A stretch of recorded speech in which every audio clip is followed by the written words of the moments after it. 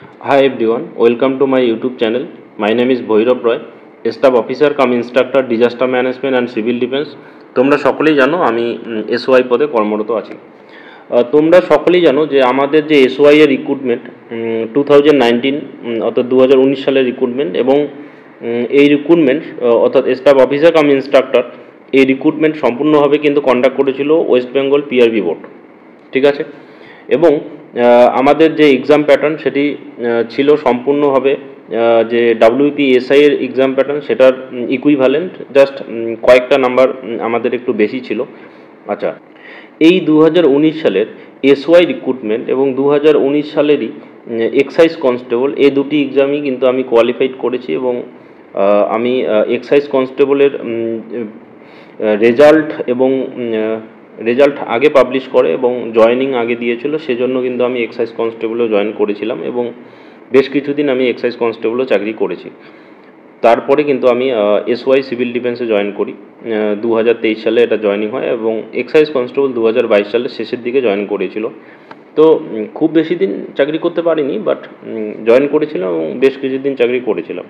তো দেখো, 2019 সাল থেকে 2023 সাল পর্যন্ত আমাদের পিআরবি বোর্ড কিন্তু পুরো ফায়ার মোডে ছিল, তোমরা এটা সকলেই জানো, এবং একটার পর একটা কিন্তু পরীক্ষা কন্টিনিউ হয়েই যাচ্ছিল।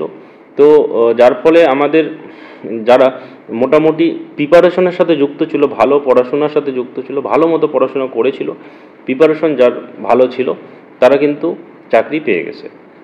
2019 সাল থেকে 2023 সালের মধ্যে কিন্তু বেশ কিছু রিক্রুটমেন্ট হয়েছিল এবং এর ফলে আমাদের রাজ্যের বেকারত্ব কিন্তু অনেকটাই কমেছিল। আমি আগের ভিডিওতেও বেকারত্ব নিয়ে কথা বলেছিলাম, তোমরা ভাই জানোই যে আমাদের বেকারত্বের পরিমাণ অনেক বেশি পরিমাণে হয়ে গেছে।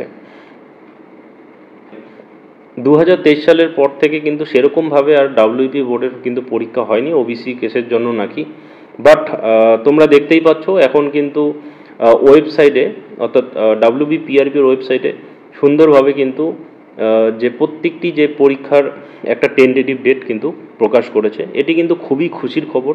আমি এই নোটিশটা দেখে কিন্তু খুবই খুশি হয়েছি, কেন কি এর ফলে কিন্তু আমাদের অনেক ভাই বোনেরা, দাদা দিদিরা কিন্তু চাকরি পাবে। অনেকেই অনেক ভালো ভালো কোয়ালিফিকেশান নিয়েও কিন্তু বেকার হয়ে পড়ে আছে। তো আমি চাই সকলে ভালোভাবে পড়াশোনা করুক এবং এই যে কয়েকটি রিক্রুটমেন্ট আছে, 4-5টি রিক্রুটমেন্ট রয়েছে ডাব্লিউবিপি এর। দেখো, এসআই মানে আমাদের WP SI, WP constable, KP SI এবং কেপি কনস্টেবল, কেপি এসআই বা সার্জেন্ট, তো এই কয়েকটি রিক্রুটমেন্ট কিন্তু রয়েছে। তো তোমরা একটু ভাই ভালো করে পড়াশোনা করো, যাতে এই 4টা রিক্রুটমেন্টের মধ্যে যে কোনো একটাতে যাতে হয়ে যায়, তুমি মিনিমাম বেকারত্ব থেকে মুক্তি পাও। আমি বলছি না যে তুমি একটা মানে গ্রেটেস্ট জব কোয়ালিফাইড করছো বা তুমি সেই বড়সড় একটা চাকরি পাচ্ছ, বাট তুমি মিনিমাম বেকারত্ব থেকে মুক্তি পাচ্ছ। আমি সেটার জন্যই বলছি তোমাদের একটু ভালো করে পড়াশোনা করো। মোটামুটি দেখো, যে টেন্টেটিভ ডেটটি রয়েছে আশা করি তোমরা সকলে ওয়েবসাইট ভিজিট করেছো বা সকলে দেখতেও পেয়েছো, তবুও আমি একবার বলে দিই। দেখো, preliminary examination for recruitment to the post of sub inspector unarm branch and sub inspector arm branch in West Bengal police 2024। দেখো, টেন্টেটিভ ডেট কিন্তু বলা আছে 12/10/2025, ঠিক আছে। তাহলে 12 অক্টোবর 2025 কিন্তু আমাদের ডাব্লিউবিপিএসআই এর প্রিলিমিনারি পরীক্ষাটি কিন্তু হতে পারে, ঠিক আছে।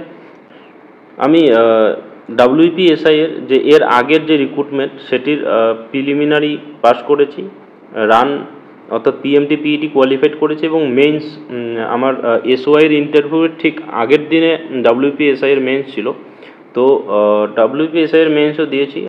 আমার মেবি 2 নম্বর কি 3 নম্বরের জন্য হয়তো মানে আমি ইন্টারভিউ ডাক পাইনি। তো সে ঠিক আছে, যেহেতু আমিও কোনো একটা অন্য একটা চাকরির সাথে যুক্ত হয়ে পড়েছি, তো আমার এটা নিয়ে কোনো আফসোস নেই। তো তোমরা যারা যারা ডাব্লিউবিপিএসআই যাদের হওয়ার স্বপ্ন বা বেকারত্ব থেকে মুক্তি পাও, তোমরা কিন্তু ভালোভাবে পড়াশোনাটা শুরু করো।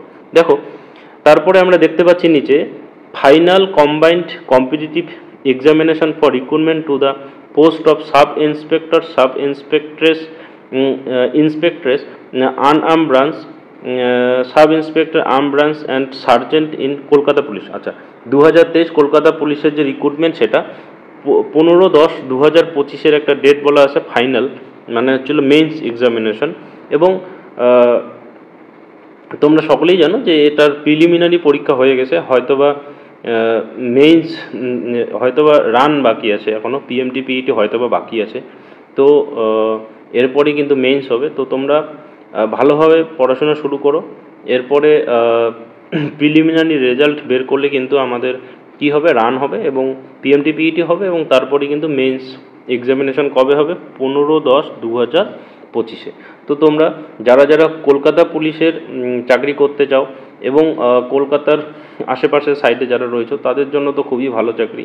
তো তোমরা সকলে কিন্তু ভালোভাবে পড়াশোনা শুরু করো। আর তোমরা সকলেই জানো যে পুলিশ বোর্ডের যে পরীক্ষা সেটা ডাব্লিউপিএসআই এবং কেপিএসআই সেটার কিন্তু মেইনস মোটামুটি কী হয়, সেমই হয়। এবং আমাদের যে এসওআই সিভিল ডিফেন্স সেটারও কিন্তু মেইনস কিন্তু সেম, অর্থাৎ আমাদের এসওআই এর যে পরীক্ষাটি হয়েছিল সেটির থেকেই কিন্তু ডেসক্রিপটিভ রাইটিং, এসআইতে যে ডেসক্রিপটিভ রাইটিংয়ের পড়াশোনা করতে হতো আগে, হিস্ট্রি একটা বড় কোশ্চেন, ভারত ছাড়ো আন্দোলন বড় করে লেখো, এই ব্যাপারটা কিন্তু আগে ছিল। আমাদের এসওআই এর মেইনসে কিন্তু আমরা এর আগের যে প্যাটার্ন সেটা অনুযায়ী পড়াশোনা করে গিয়েছি, এবং এসওআইয়ের যে ডেসক্রিপটিভ রাইটিং সেটাতে গিয়ে কিন্তু আমরা অবজেক্টিভ টাইপ কোশ্চেন কিন্তু পেয়েছিলাম, অর্থাৎ 2+2+2। টিপু সুলতানের বাবার নাম কি, ঠিক আছে, 2 নম্বর। তারপরে ধরো যে কোনো কোশ্চেন মানে 2+2+2 করে। তো তোমরা বুঝতে পারছো যে এখন যে মেইন সেটি কিন্তু বাংলা এবং ইংরেজি, এই দুটা পরীক্ষাতেই কিন্তু ডেসক্রিপটিভ রিপোর্ট রাইটিং এসব লিখতে হয়। কিন্তু বাদবাকি যে আমাদের অন্য যে পেপারটা থাকবে সেটাতে কিন্তু আমাদের কি থাকে, 2+2+2 এরকম প্যাটার্ন থাকে। তো সেটা এসওআই এবং ডাব্লিউপি এসআই এবং কেপিএসআই এর কিন্তু সেম সিলেবাস। তো তোমরা সকলে ভালোভাবে পড়াশোনা শুরু করো। দেখো এরপরে আমি দেখাচ্ছি 2 নম্বর পেজটা আমরা দেখে নিই। দেখো, written examination for recruitment to the post of constable in West Bengal police 2024। তাহলে আমাদের ওয়েস্ট বেঙ্গল পুলিশ কনস্টেবলের যে পরীক্ষা সেটি টেন্টেটিভ ডেট বলা আছে কত, 30/11/2025। তোমরা সকলেই জানো ডাব্লিউবি পুলিশ কনস্টেবলের এবার একটি মাত্র পরীক্ষা হবে। তো তোমরা সকলে ভালোভাবে পড়াশোনা শুরু করো যাতে পরীক্ষাটি খুব ভালো মতো দিতে পারো, এবং পিএমটি পিইটির জন্য প্রিপারেশন শুরু করো। ভালোভাবে রান করো 1600 মিটার 6:30-এর মধ্যে, বাড়িতে যাতে 6:45-এর মধ্যে আনতে পারো, বা 6:30-এর মধ্যে আসলে খুবই ভালো।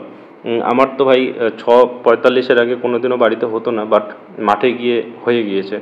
তো সকলে ভালোভাবে পিএমটি পিইটিও কিন্তু প্রিপারেশন শুরু করে দাও। দেখো, প্রিলিমিনারি পরীক্ষা রিটেন এক্সামিনেশন যে পরীক্ষা, যে এখানে প্রিলিমিনারি পরীক্ষাটা উল্লেখ করেনি কেন কি এবারে পরীক্ষা একটি হবে। তো সকলে ভালোভাবে পড়াশোনা কিন্তু শুরু করো যাতে পরীক্ষাটি ভালো হয় এবং পিএমটি পিইটি কোয়ালিফাই করো এবং চাকরিটা হয়ে যায়। খুবই ভালো রিক্রুটমেন্ট এটা, তোমরা বুঝতেই পারছো। এবারে একটাই পরীক্ষা হবে, তারপরে রান হবে এবং তারপরে কি হবে, ইন্টারভিউ হবে। নেক্সট দেখো, আমাদের যে কলকাতা পুলিশের কনস্টেবলের পরীক্ষা হচ্ছিল 1/2/2026, মানে ফেব্রুয়ারির 1 তারিখ, মানে 2026 সালে হবে। তো খুব ভালোভাবে তোমরা পড়াশোনা শুরু করো। দেখো নিচের দিকে দেখো নোট করে বলা আছে টেন্টেটিভ ডেট মে ভেরি, মানে এটা ভেরি করতে পারে।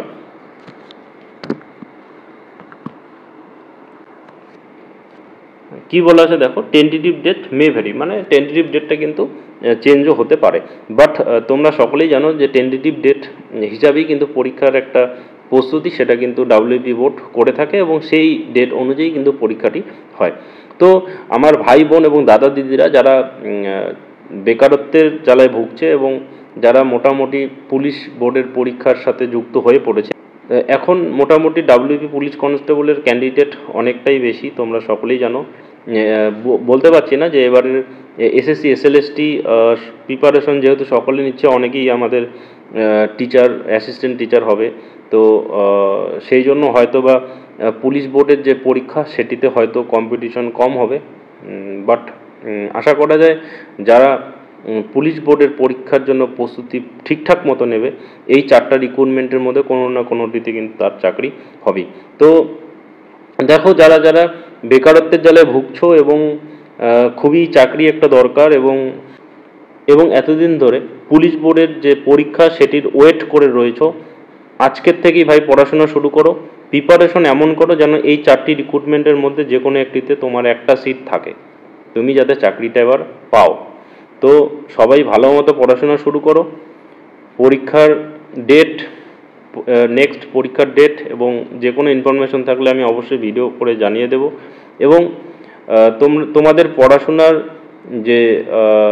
পড়াশোনার প্রস্তুতির ক্ষেত্রে যদি কোনো আমার হেল্প দরকার হয় সেটা তোমরা বলতে পারো, আমি নিঃসন্দেহে তোমাদের কিন্তু সাহায্য করব।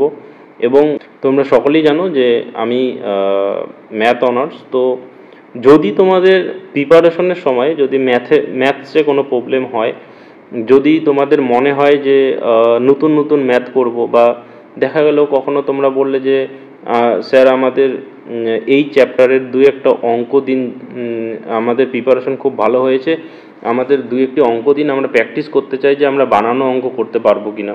তাহলে তোমরা যদি ভাই এরকম বলো তাহলে কিন্তু আমি নতুনভাবে কোশ্চেন তোমাদের বানিয়ে দিতে পারবো।